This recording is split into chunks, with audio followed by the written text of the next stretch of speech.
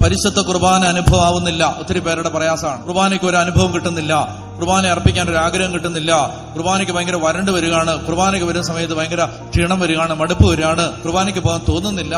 കോവിഡിന്റെ സമയത്ത് ആ വർഷങ്ങൾ കുർബാനയ്ക്ക് പോകാതിരുന്ന ആളുകളുണ്ട്. എന്ന് പറഞ്ഞാൽ കുർബാനയ്ക്ക് അത്രയും സൗഭാഗ്യം, കുർബാനയ്ക്ക് ഇനി പോകണ്ടല്ലോ. അപ്പൊ ഒരുപാട് ആളുകളുടെ മനസ്സിലെ ഒരു ചോദ്യമാണ്, എന്താണ് കുർബാന ഒരു അനുഭവം ആകാത്തത്? ഒറ്റ വാക്യത്തിൽ ഞാൻ ഉത്തരം പറയാം.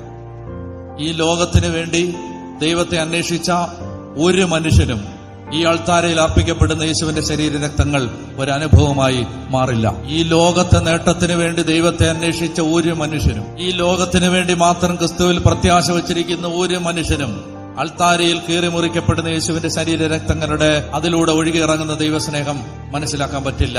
ഈ ലോകത്തിനപ്പുറത്തൊരു ജീവിതം ഉണ്ടെന്ന കാഴ്ച കിട്ടാത്തൊരു മനുഷ്യന് സഭയിലെ ഒരു പ്രാർത്ഥനാ രീതിയുടെയും ആഴമുള്ള ദൈവാനുഭവം കിട്ടില്ല.